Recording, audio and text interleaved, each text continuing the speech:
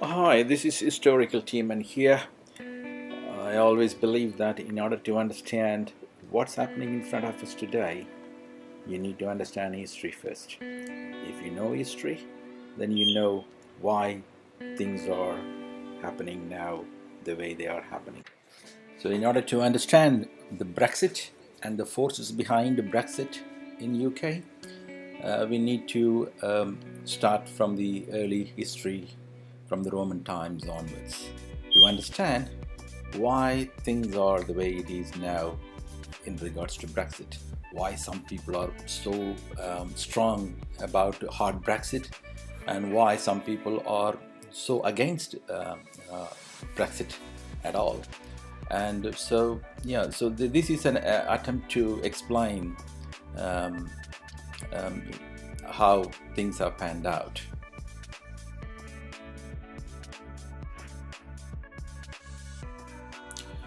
So the Roman Britain times starts from Julius Caesar onwards, that is 55 before Christ BC, and slowly they started coming in by 100 years down the line, 50 AD. Romans were well established in southern Britain. And before the Romans came, the whole of Britain was full of Celts, Celtic race. They are the Irish, they are the Welsh and the Scottish. And Queen Boudica belongs to one of the Celtic tribes. Queen Boudica is the most famous of the pre-Roman Celtic tribes. She belonged to Icenia tribe, which is basically the eastern part of Britain, as shown here. And she laid siege to London in her ill-fated attempt to restrain the Romans. But unfortunately, Romans were more stronger, more organized with their army and their fighting techniques, military strategies. Unfortunately, Queen Boudica and her army were not up to the task at that time, and they ended up losing the battle. That happened 60 AD. So during that decisive battle, Romans lost about 400 infantrymen, whereas the Queen Boudica's army lost more than 80,000 warriors. It was a sheer disaster for the Celts of her times. Stayed in Britain until 410 AD, which is about 400 years. And during that time, they ruled the whole of southern Britain, middle of Britain, and all the way up to Newcastle and Carlisle in the north. So you can see it here. So they built a wall called Hadrian's Wall to divide the Roman Britain and the northern Scottish. So the wall ran from Newcastle to Solway as it comes here along the Carlisle to Solway coast.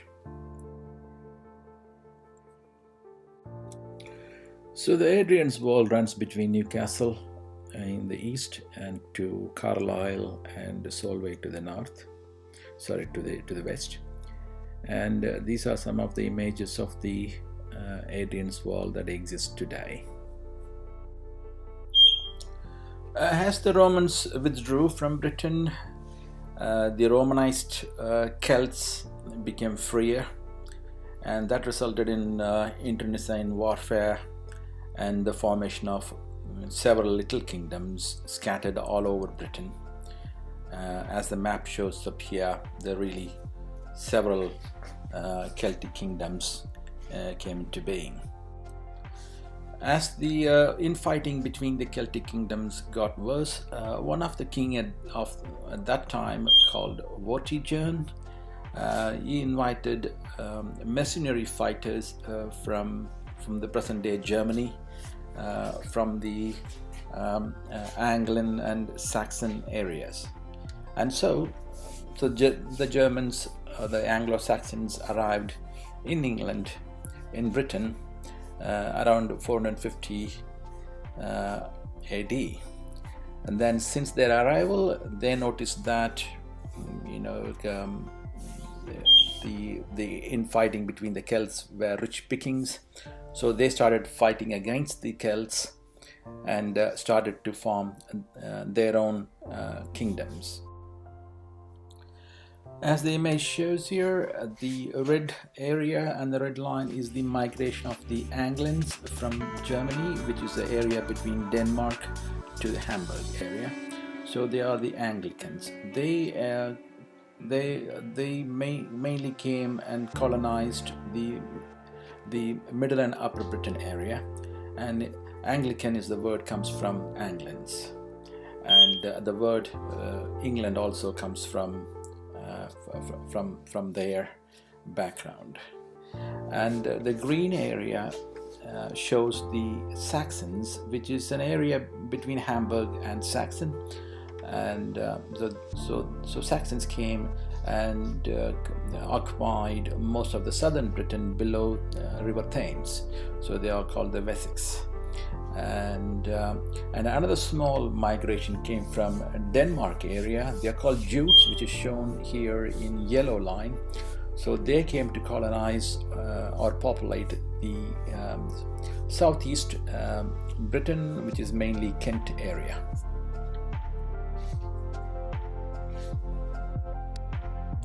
As the time went by, from 800 AD onwards, all the Anglo-Saxon kingdoms started to merge and became unified together, and then eventually the whole of England came under their control. Initially, as it's shown here, it is called Wessex, Mercia and Northumbria kingdoms. Then the Mercia and Wessex united, then followed by the unification of the Northumbria and the rest of England. And somewhere around 900 AD, England became unified as one England. In 1066, the Norman king from France, Normandy, William, he took an opportunity to invade England, and he defeated the Saxon king, King Harold, in Battle of Hastings.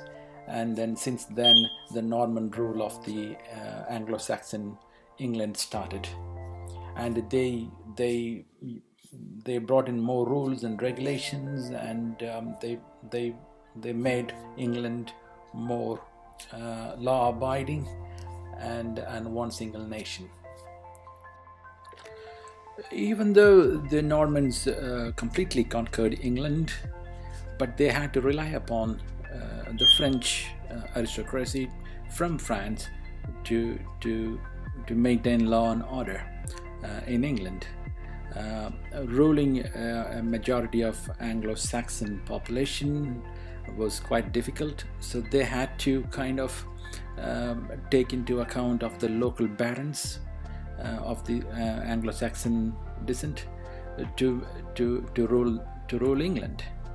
And eventually, because of that, so the Parliament was created. The Parliament was formed by the elected member of the common people, and that's why UK Parliament is called Commons. And that also eventually led to the formation of Magna Carta, which was the rule book for the kings, created by the Anglo-Saxon barons to make sure the king abides by law. That would have never happened if it was an Anglo-Saxon king was ruling England. So that's how the Magna Carta came into effect. So starting from 400 to 700, in 300 years, the Anglo-Saxons managed to push all the Celts to the eastern part of the country. So they mainly are seen now in Wales and Cornwall, and also in the Lake District area, and then up north in Scotland. To add insult to injury, in 1750, King of Mercia called Offa, he ordered a dike, which is a small ditch which runs the whole border of between England and Wales, starting from Chepstow in the south and all the way to Chester up in the north. So that gives an idea the relationship between the Germanic Anglo-Saxons and the Celtic Britons, which the division exists even to this day.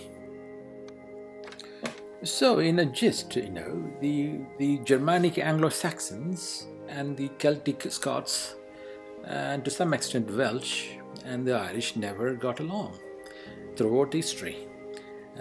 It's more of a subjugation of the Celtic race by the Anglo-Saxon group. Especially the Scots were the most hostile towards the Anglo-Saxons.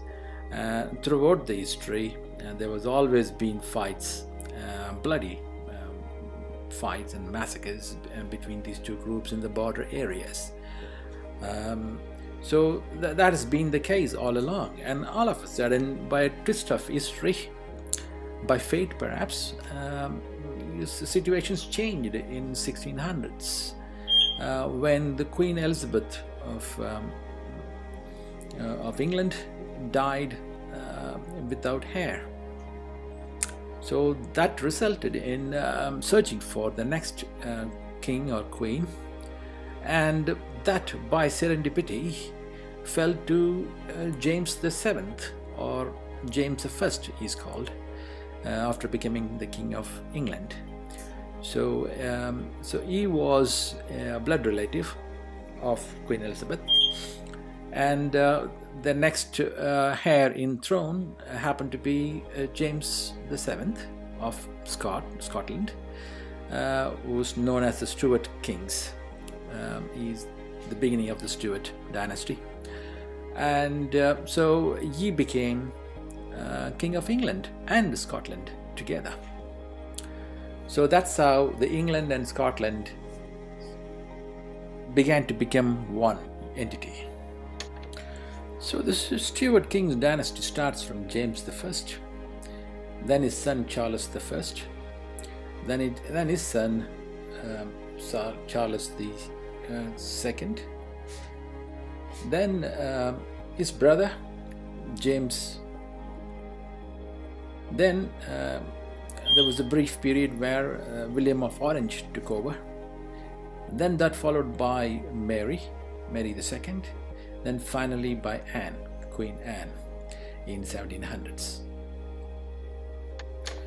So the larger Anglo-Saxon, Saxonic English population never really accepted the Stuart Kings as their king. But however, they did put up with it under James I. James I was more of a politician than a king. So you managed to keep the peace and keeping different factions together by political means. Whereas his son, the Charles I, did not have that political royal skills. Eventually he ended up confronting the larger Anglo-Saxon population. Then that resulted in civil war.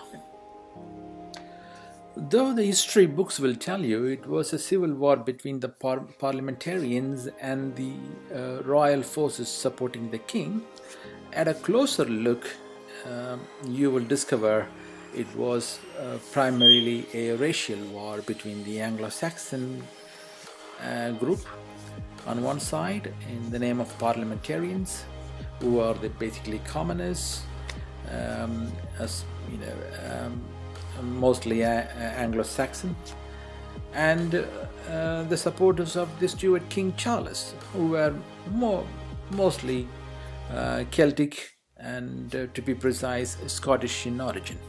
So basically it became a civil war between Anglo-Saxons and the Celtic Scots. So if you look at the map of the Britain in 1829, and you could see the Anglo-Saxon areas in green shade, whereas Wessex, Mercia and Northumbria, and all the Celts were at the red shade or the pinkish shade here, whereas in the Cornwall area, present-day Welsh, and in the Scotland up in the north. And if you look at the Civil War times of the map, then you will discover it's more or less the same. The red color represents the Celtic area of Cornwall and Welsh and Scotland in the north. And so when the Civil War ended and the map was restored back to its original times of the Anglo-Saxon period of 800s, where the England became Anglo-Saxon, where the Celts were pushed back to their areas once again. So the English Civil War between the Scots, Celts and the Anglo-Saxons was the first one in 1640s, and they followed it in America as American Civil War, and exactly between the same groups, the Anglo-Saxons in the north, who were representing the Greater Union, whereas the Scots or the Confederates in the southern states of America were all mostly Scottish, and the Ku Klux Klan also came out of the same group. So that was the second civil war between the same two groups. So if you know history, you know why things are happening the way things are, and that will also help to understand Trump, where Trump is coming from. President Trump, Donald Trump's mother is Scottish, and he is mostly supported by the Confederates or the Scots in the south. So the story still runs even to this day, the conflict between the Anglo-Saxons and the Celtic Scots. President Abraham Lincoln was of Anglo-Saxon descent. His family came from Norfolk in England, and Jefferson Davis, the president of the Confederacy state, was of Celtic descent. His ancestors came from Wales. UK has a total population of 55 million. Out of that, Scotland has 5 million or 5.5 million, and Wales has about just over 3 million. So that means 8 million are more or less Celtic in origin. The rest of the population, which would be about 47 million, would be English, mainly Anglo-Saxon, Germanic descent. However, Scotland got home rule, more or less self-governing independent assembly in 1999, and that followed by Welsh Assembly in 2012. So that means these two small nations with the 5 million and 3 million population are able to have home rules. They can set their own taxes and pass their own laws, whereas the larger population of 47 million Anglo-Saxon English are unable to do so. So they still have to rely upon the Westminster Parliament. This created a sense of anger and resentment among the English over the years, and they always looked upon Scotland as kind of a burden. And and if they get a chance to break away from Scotland, the English will happily do so. Ever since the SNP, the Scottish National Party, came to power, especially by Alex Salmond and at present by Nicola Sturgeon, they have been too cocky and too hostile towards the larger English population. They wanted to break away, and so they were quite happy to use the nationalistic race card when it comes to English politics. So that kind of irritated the larger English even more and alienated them more further. And in 2016 it came to all head with the Scottish national referendum, which was almost 2 million people voted to break away from UK. And at that particular time, the larger English population were secretly hoping that Scotland would break away. But unfortunately, or fortunately for UK, the Scottish referendum was not won by the SNP, and so the Scotland remains in UK. So if you look at the total number of Member of Parliaments, MPs, there are 650. Out of that, 59 are Scottish, 40 are Wales, and 18 are Northern Ireland MPs, which leaves about 420 MPs for the larger English population. We are talking about 48 million of English have 420 MPs, whereas this 5 million population of Scotland has got 60 MPs. It's quite disproportionate in their representation.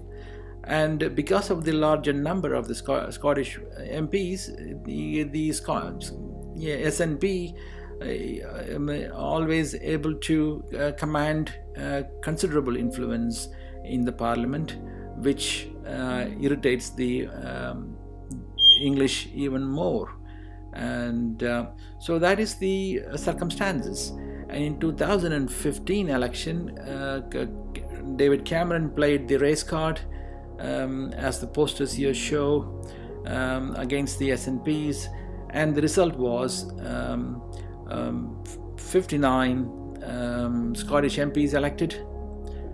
And in the English side, Cameron won with the majority of 18.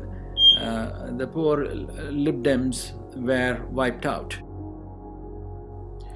So against this the background of increasingly hostile and railing Scots, and more and more angrier and indignant Anglo-Saxon majority of England, the Brexit vote took place. Nobody expected Brexit vote to go the way it did. The conventional wisdom at the time was people will vote for European Union with a very large majority to strengthen the EU. After all, it was Winston Churchill was one of the main founding fathers of European Union. But unexpectedly, people voted the way they did. It became free for all circus, the Brexit referendum, and all of a sudden the nation was given a verdict of 52 for Brexit and 48 against remaining. Nobody expected this situation. So during this vote, there was no division of voting pattern based on race, Scottish or Welsh or English. Everyone voted in their own way. But later on, the Brexit result took a sinister turn.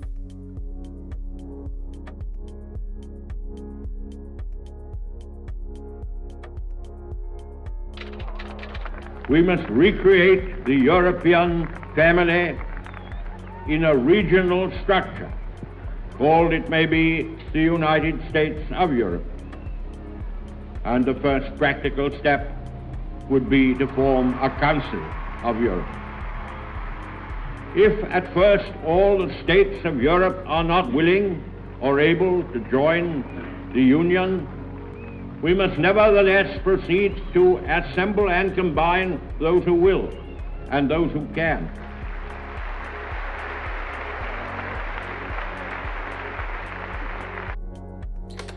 Even though Churchill was one of the main founding fathers of European Union idea,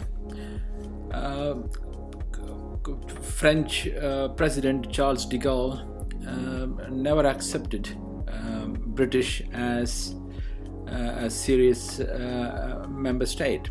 He always looked upon Britain with suspicion and known to quote them as perfidious Albions throughout the history. And such is the mistrust of the British that until he died, Britain could not get into the European Union membership. After Charles de Gaulle died in 1973, Edward VIII, Prime Minister of at that time of Conservative Party, managed to get UK into the European Economic Area membership, and that has slowly and steadily transformed into European Union of what we know of now. I was absolutely clear about my belief that Britain is stronger, safer and better off inside the European Union. And I made clear the referendum was about this and this alone, not the future of any single politician, including myself. But the British people have made a very clear decision to take a different path. And as such, I think the country requires fresh leadership to take it in this direction. I will do everything I can as Prime Minister to steady the ship over the coming weeks and months. But I do not think it would be right for me to try to be the captain that steers our country to its next destination. And so Cameron resigned in haste, and he departed the scene very, very quickly. Then suddenly the Anglosaxon population of England suddenly realized that this is an opportunity to break away, not only from European Union, but from Scotland and the Ireland. So, they have been waiting for a chance like this for a couple of years now, since the Scottish independent referendum did not work out. And throughout history for the last 400 years, Anglo-Saxon English always wanted to be England rather than Great Britain. And so here suddenly they seen an opportunity which just come their way unexpectedly. Nobody expected Brexit to win the referendum, but it did. Now all of a sudden the hardliners are railing and shouting for hard Brexit in the hope that they will secure England, because they know in their heart, if that happens, the Scotland will break away. They want to be with the European Union. Ireland, will probably become a United Ireland. So that also takes the burden away from England, and England will become a unified English country. So that is the sinister turn the Brexit has taken, and that's what it's driving the hard Brexiteers like Ian Duncan Smith, Bill Cash, and John Redwood. Theresa May went along with it at the beginning. She thought also that Brexit is good, but now the penny has dropped for Theresa May, and now she's come back to the remaining crowd, and she's hoping that she will get a good deal at present.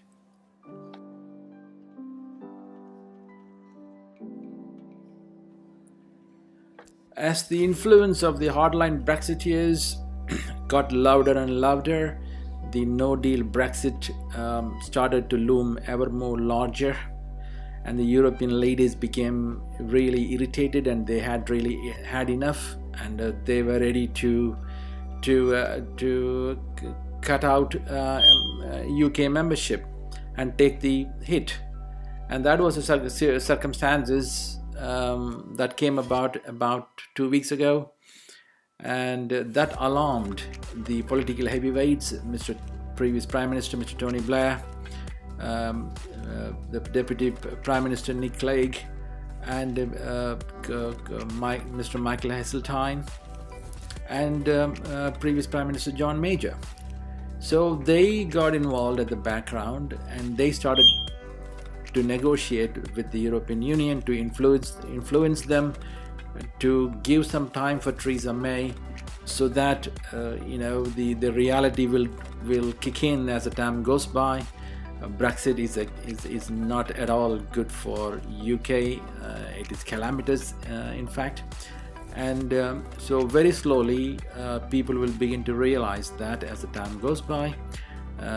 The initial arrogance and hubris will slowly fade away among the Brexiteers, and then common sense will prevail to maintain the European Union membership.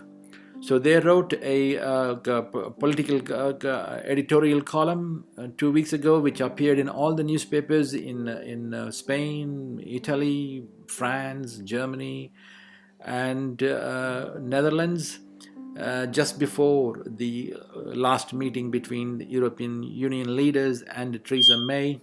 And all of a sudden, Theresa May emerged with the possibility of extending the transition of European Union membership if needed. That's what Theresa May needed to maintain peace, and that's what she got. And now the political situation is that most probably the transition period will be extended further.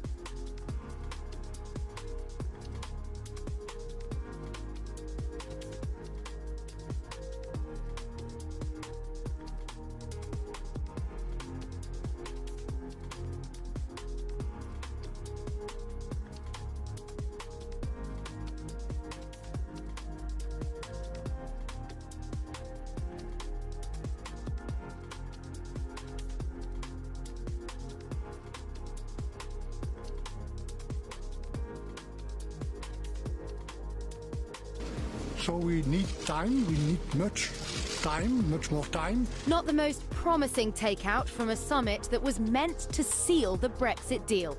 The EU's chief negotiator in Brussels on Wednesday, along with all 27 EU members. Wir wollen gute Beziehungen zu Großbritannien. All saying the same thing.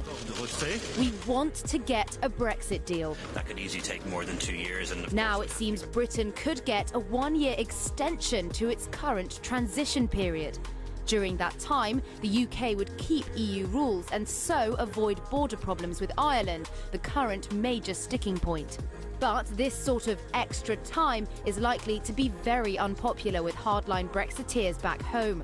After talks stalled earlier this week over the issue of the Irish border, Theresa May was determined to stress an accord is still on the cards. There is still the question of the Northern Irish backstop, but I believe everybody around the table wants to get a deal. By working intensively and closely, we can achieve that deal. I believe a deal is achievable, and now is the time to make it happen. I must be clear. Britain wants to remain a good friend and neighbour to Europe. Yet I know there are some voices calling for a punitive deal that punishes Britain and discourages other countries from taking the same path. That would be an act of calamitous self-harm for the countries of Europe, and it would not be the act of a friend. Britain would not, indeed we could not, accept such an approach. And while I am confident that this scenario need never arise, while I am sure a positive agreement can be reached, I am equally clear that no deal for Britain is better than a bad deal for Britain. Because we would still be able to trade with Europe. We would still be free to strike trade deals across the world, and we would have the freedom to set the competitive tax rates and embrace the policies that would attract the world's best companies and biggest investors to Britain. And if we were excluded from accessing the single market, we would be free to change the basis of Britain's economic model. But for the EU, it would mean new barriers to trade with one of the biggest economies in the world. It would jeopardise investments in Britain by EU companies worth more than £500 billion. It would mean a loss of access for European firms to the financial services of the City of London. It would risk exports from the EU to Britain worth around £290 billion every year. And it would disrupt the sophisticated and integrated supply chains upon which many EU companies rely. Important sectors of the EU economy would also suffer. We're a crucial, profitable export market for Europe's automotive industry, as well as sectors including energy, food and drink, chemicals, pharmaceuticals and agriculture. These sectors employ millions of people around Europe. And I don't believe that the EU's leaders will seriously tell German exporters, French farmers, Spanish fishermen, the young unemployed of the Eurozone, and millions of others that they want to make them poorer just to punish Britain and make a political point. So soon after Brexit in 2016, the Anglosaxon Theresa May was very arrogant, and in fact, it was sheer hubris, and she threatened Europe with a bad deal, against a bad deal. Then as the time went by, the penny began to slowly drop. May went on a tour to India, Brazil and places like this for trade deal, and every one of them snubbed May in a bad way. Then Mrs. May began to realize that England is not like a British Empire anymore. It is a small island, and it's a small country nowadays. And the European Union leaders are looking at England just like it is a small island next to Europe. So they don't look at England as a very powerful country or very powerful trading nation. The main purpose of European Union was to prevent further wars like First World War or Second World War. Europe had been in war all the time, so European Union's main purpose was preventing peace and preventing wars, and that has been achieved. And unfortunately, England looked EU as a business partner. So that didn't work out, and the expected EU leaders, putting a stop to bad deal, did not materialize. In fact, it's only 10% of the European German cars are sold in England, And so the penny slowly dropped, and eventually it finally dropped in Salzburg summit in October. And now we have got the transition deal as a direct result of the four musketeers, Mr. Blair, Mr. John Major, Mr. Heseltine, and Mr. Nick Clegg. Thank God for these wise men. UK had been saved from the calamitous cliff edge hard Brexit.